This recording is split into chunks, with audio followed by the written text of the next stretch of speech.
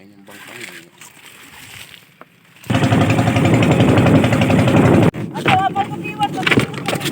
Oo, mamiwas kayo nang naiulam tayo. Yeah!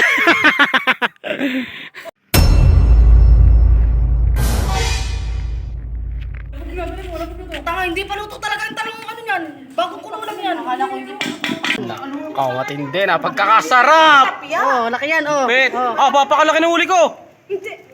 Akin yung ulo. Akin yung huli ni Jules. Utang, inagkakagulo eh. Akin yung ulo. Magpunta na kasi yan. Ah, ano ba? Hoy!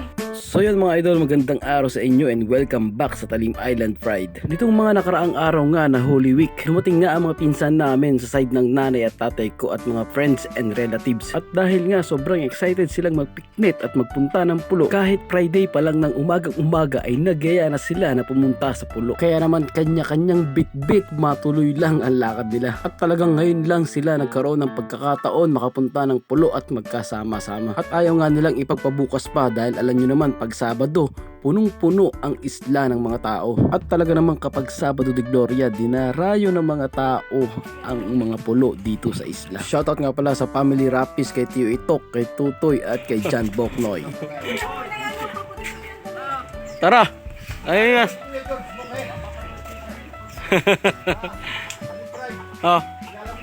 Oh, nasan ba yun? Kala ko uwi! Kala ko uwi daw! Oh. What's up, Carps?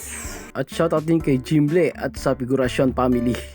At dito na nga pala ako sa Baywalk para kunin yung bangka at salubungin sila sa harap ng Barangay Rayap.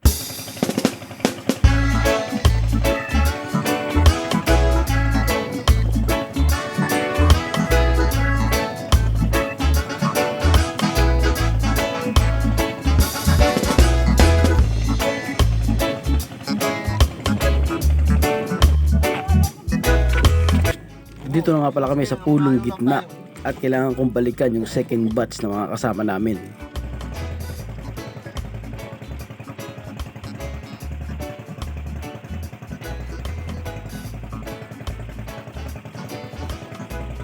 Yeah! Corny. At dito nga pala sa oras na to, kailangan naming mamingwit o mamiwas para naman may pang-ulam kami sa tanghalian. At kung wala kami mahuhuling isda ay sigurado asin ang ulam. Walang kakain hanggat walang nahuhuling isda. At pagkatapos nga namin namingwit o mamiwas ng tilapia, tumuloy na kami sa mansyon ni Don Silverio para doon magluto at kumain. At talaga naman napakasarap mag-relax dito sa mansyon na to. At dahil sa mainit na panahon at walang hangin, mas masarap tumambay dito sa lumang mansyon kaysa naman magtigil doon sa baryo.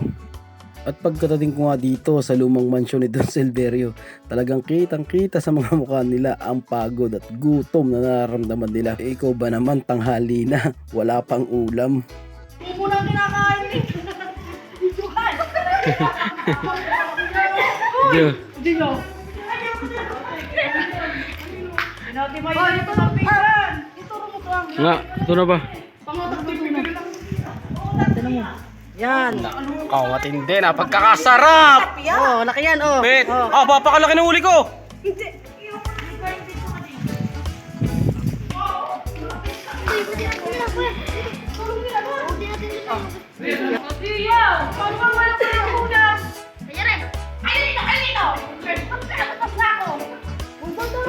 Ay, ayaw mo mabigas eh! Itulat mo! Uy, baka tumasik. Tulak ka dito, tari ka dito. Tanga, hindi pa luto talaga ang talong ano yan. Bago ko lang yan. Akala ko hindi pa luto.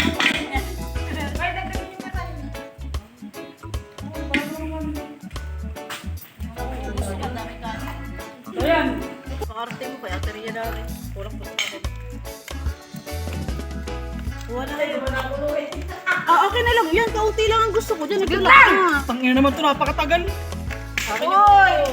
Akin yung huli ni Jules. Ang inagkakagulo eh. Akin yung ulo. Ano? Tayo, be. Akin yung ano, laman lang. Hindi ako kumakain ng ulo. Uy, halika na kayo. Ayan, akin yung laman na yun, oh. Laman lang. Akin yung ulo. May, Putang inang yun. Galing talaga yan. Tatapon pa yung ulo. Sa bawan na yun. Putang init naman. tatagal sa mo yan. Lagyan mo yan ng sabo. Dapat ko yung sabo. Ang dami kong kanin. Bawas mo naman. Okay lang yan. Ate, kunin mo isang palok, sayang. Aba, di ko kumain ng sampalok. Yan na, kanyang ulo ate. Oo, ayoko naman ng ulo. Uy, ang dami kong kanin. Alpansi, yung kanin. Parang pa, ang dami. Aba, napakarami ng kanin. Ano na nila? Kulian. Laki ng ulo mo.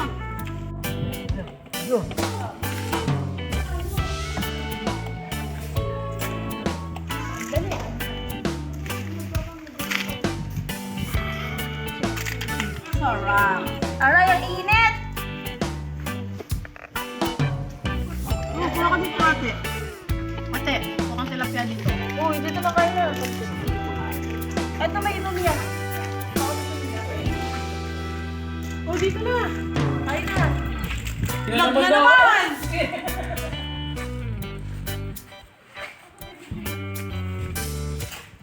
Oh, alis na! Oh, kawit! Naningin ka na! Ano nasa jeep? Lalo pa siya.